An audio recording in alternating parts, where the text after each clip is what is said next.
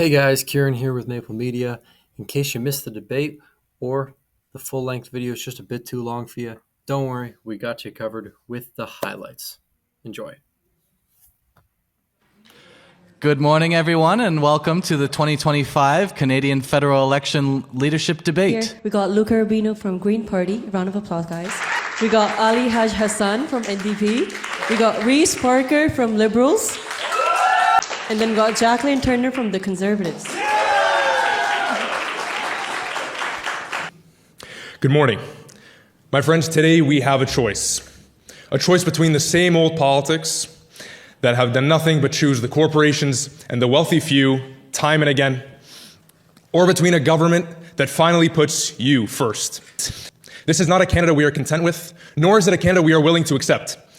The NDP has a path forward that includes affordable housing, a path forward that includes healthcare that's there when you need it, not when you can afford it. The elimination of the impossible choice of picking between life-saving medication and paying your rent. We can build that future together. Let's get to work together. Now the leader of the Liberal Party of Canada. Good morning, everybody. My name is Reese Parker, and I am proud to be the candidate for the Liberal Party of Canada.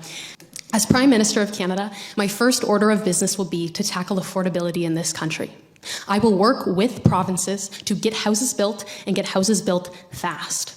I will ensure that Canadian families can afford to pay a down payment and that they have first dibs on new builds. I will create a self-sustaining, self-reliable Canada. I will invest in local supply chains and in green infrastructure that will not only create Canadian jobs, but also allow us to be less reliant on international trade that is subject to tariffs and that is environmentally taxing. I will build a Canada that Canadians can rely on. Thank you. Now the leader of the Conservative Party of Canada. Good morning, everyone. I'm Jacqueline Turner, the new leader of the Conservative Party of Canada, and I'm very proud to represent the Conservative Party today. As a teacher by trade, I understand the struggles of our youth today, and I strive to make a better future for Canada tomorrow through better education, healthcare, and also getting our economy back on track. Today, we are going to fight for Canada, working for you and delivering for Canada. The Green Party candidate. Good morning, everyone. As the Green Party candidate, we committed to a prosperous, equitable, and sustainable future for all. We want to address environmental protection and climate action, transition to a clean and renewable energy, green economy and job growth, social justice and equity. Everyone has access to fundamental rights and opportunities as a sign of a healthy society that we propose. As a Green Party, we don't choose to promise, but we want to deliver. Thank you. Moving on to the first issue of the debate. Leadership. During the leadership race, there were reports of internal party division. As party candidate, how well equipped are you to lead your party and Canadians? First, we'll have the Conservative candidate. You may begin. The Conservative Party of Canada had the only full turnout leadership race. We are very proud to say that we democratically elected our leader. What I will say is that we did have multiple leaders running. However, we did it democratically, and now that we have decided on our leader, myself, that everyone in our party is working very well together. I think differences are very important to address. If we don't have differing ideas, then we are focused on a bunch of people who are yes men around us. And it's important for leaders to be held accountable. And I think that our leadership race truly shows that we are united and there is no animosity within our party. We work amazingly together. Thank you. Now the Liberal candidate. I am incredibly thankful that I have had the faith and full support of every member of my party. The Liberal Party, like any other party represented on this stage, has experienced internal division.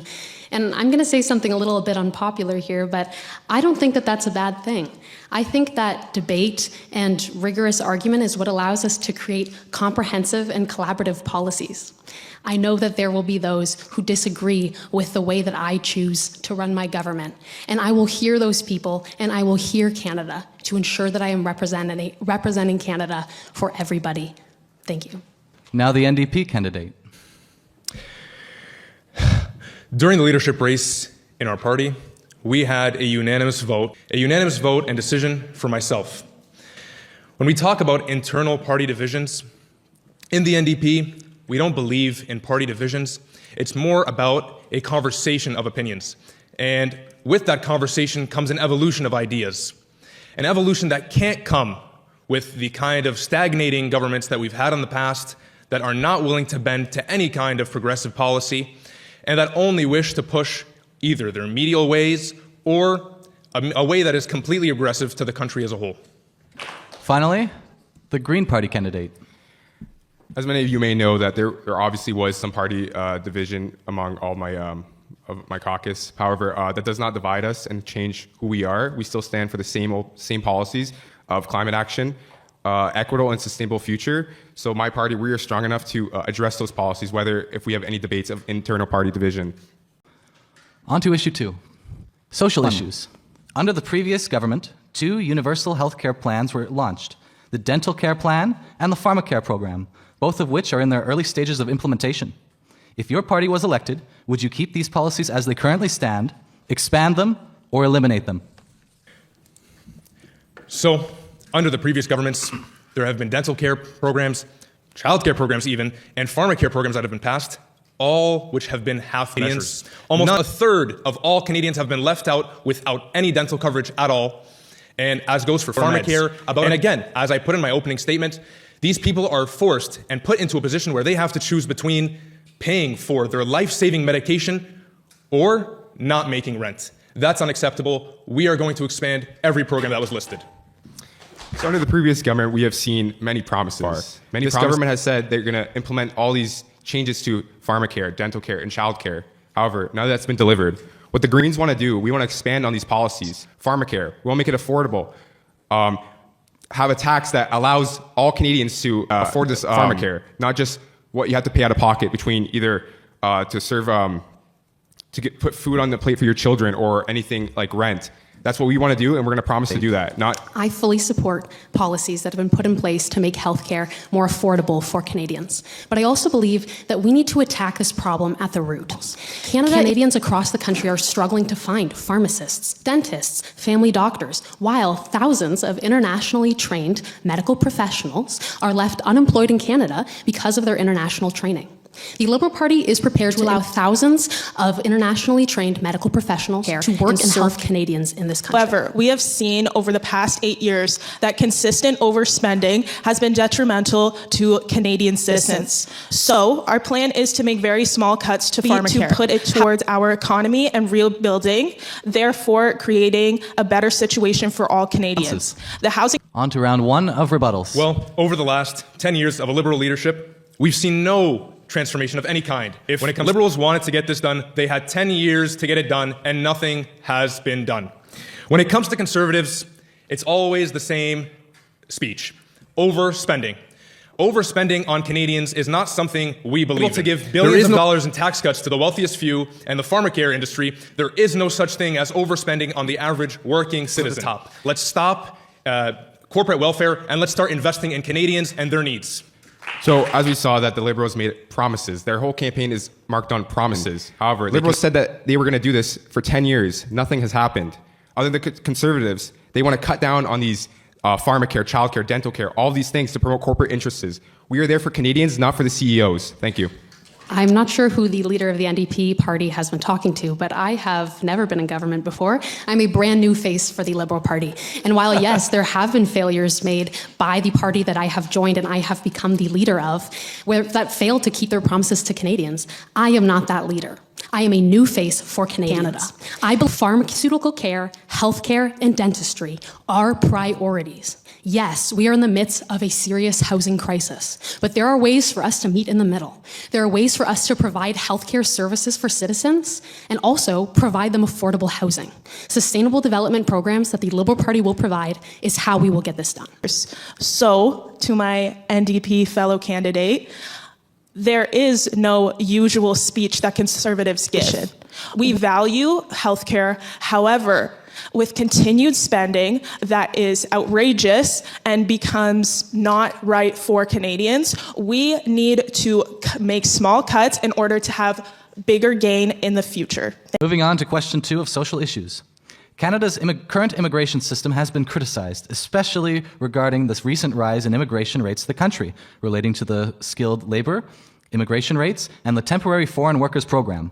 How would your government handle these issues and ease the concerns of Canadians? Canada, as it currently stands, is a product of immigration. I, like 98% of Canadians, am a product of immigrants, and I am proud of that fact. The problem that we have had is that we have simply allowed too many new Canadians into our country too quickly. We have not had the jobs, the housing, or the infrastructure to accommodate such rapid population growth due to immigration. My government will put a pause on immigration, not forever, but until we have the resources to support Canadians currently living within our country, immigrants currently living within our country, and those that we are welcoming into our border. It is important that we can assure that everybody has the Canadian dream that we have promised them. Thank you. In Canada, we've seen that our immigration system recently has been criticized. But if we look back to recent history and former Conservative governments, we see that Harper's government harbored a discourse of distrust amongst Canadians when it came to immigration. This caused many immigrants who are refugees to fail to claim many benefits that they had a right to. Frankly, past governments of liberal leadership will find that essentially what they're telling us is we made a massive mistake and now we'll try to put a stop. How do you know you're not going to make another mistake or many others? Now on to round 2 of rebuttals for social issues. I don't think there should be a pause on immigration, as the Liberal candidate has said. How are we supposed to fast forward our building jobs and all these things for pausing immigration? We don't have enough right now. We need more foreign temporary workers to come and help rebuild our economy that has been broken under the Liberal government. Yes, excuse me, Mr. Leader of the NDP party. I'd just like to introduce myself. My name is Reese Parker, and amazingly, I am not Justin Trudeau. I do plan on doing things very differently. And as for the leader of the Green Party, while I think that there is absolutely value in foreign temporary workers, where do you plan on housing all of these new Canadians? Are they going to live with you? Because I would love to see that plan. I hope you have a nice roomy basement over there, Mr. Rubino. We simply need to wait until we have the housing, the jobs, and the infrastructure to accommodate new Canadians. Right now, we can keep our promises that we've made to the immigrants that are currently living in Canada and cannot afford a house, an apartment, groceries, or pharmaceutical care. Thank you very much. To round 1 of rebuttals for climate change. I am not seeing where the action will be. Fellow candidates over here on the right, what actual plan do you have? You say that the carbon tax and taxing us at the pump would be better. But what's the real plan? I'm not hearing any policies. What the Conservative Party plans to do is invest in nuclear energy, hydrogen fuel, and carbon capture. What the Conservative candidate doesn't know is you don't have a plan or policy to attack climate change. We do. Quite frankly, you want to abolish Bill C-69. If you abolish it, the environmental protections will be lost. That will put risk at our ecosystem, communities, and indigenous lands at risk. Also, this will worsen the climate as well. So what we will do, we want to make the polluters pay. Not all Canadians, just the polluters. Thank you. The bottom line is that there has to be a price on pollution. It is unfair for us to punish Canadians who cannot afford the privilege of making greener, more sustainable choices. We want to not just cut the taxes and provide subsidies to major corporations who are already doing fine financially. What we want to do is ensure that taxing these corporations more for their carbon footprint isn't harming everyday Canadians. That means providing them with benefits for making more sustainable choices, for moving their factories to Canadian factories that will employ Canadian workers. You're right, there has to be a price on pollution. Some parties are just not willing to take it from the pockets of those who fund them, and those who give them the most amounts of benefits.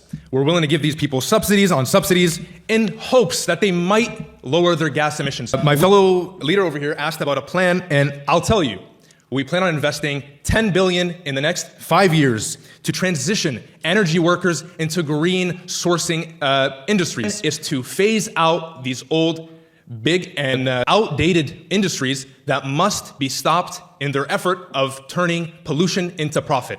Now moving on to the open debate. Open debate, period 1. I would like to ask a question to Ms. Turner. In 2023, Conservative MPs voted unanimously in favor of Bill C-311, which is an anti-abortion bill entered in by a Conservative MP. I would like to know, how do you feel about the pro-life agenda that is rising in the Conservative Party of Canada?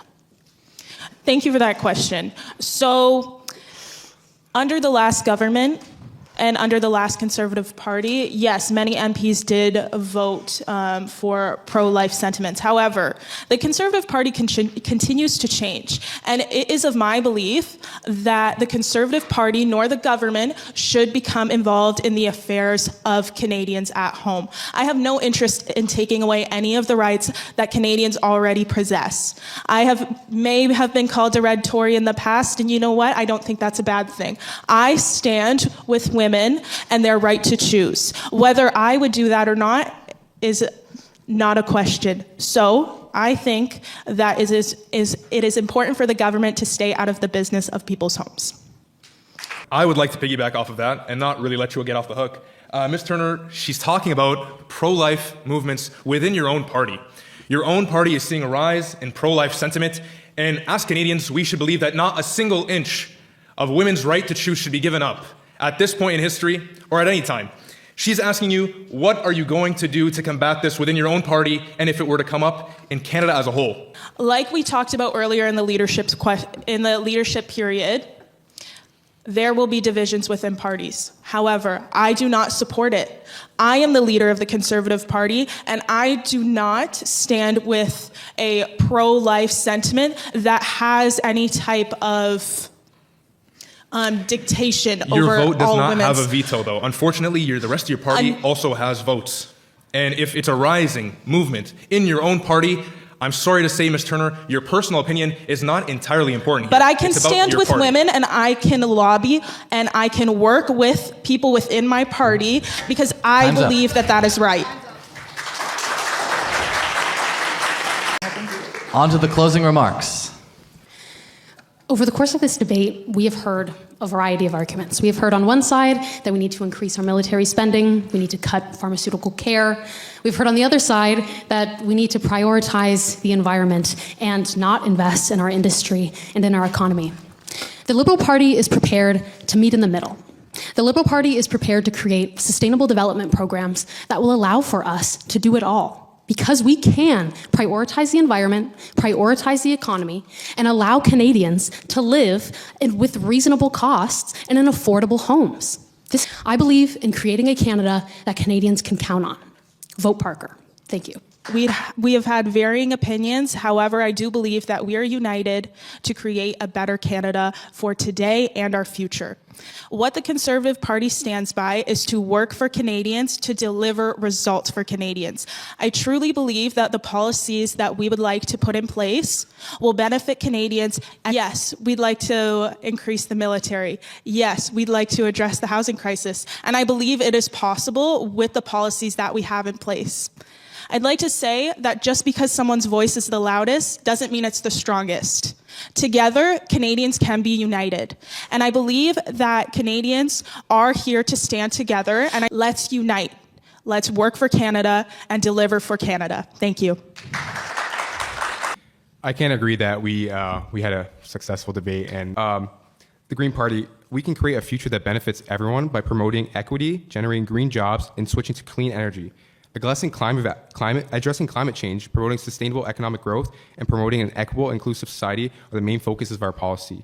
For us, we prioritize people over profits. We want a green economy. That changes everything. Climate change is the future of everything, which attacks all topics. For today, vote green. Thank you. I'd like to say, my friends, today, it's our moment. We've seen what other governments have done for Canada. They've done nothing but cripple our economy and our social services, and even some of them, the ones that are talking about a loud voice, the ones that would openly tell you, I'm going to cut your programs and your services that you rely on. These are not parties we can even begin to trust because they're telling it to your face. Other parties, however, seriously, the way Ms. Parker speaks, she should be running for the NDP.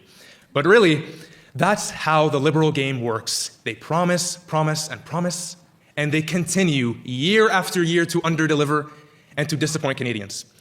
This is not a reality we should be okay with. We need to support working Canadian families. When we support workers, when we support families, we're all in it to win. No one has to lose here. We can all win together. Thank you very much. Merci.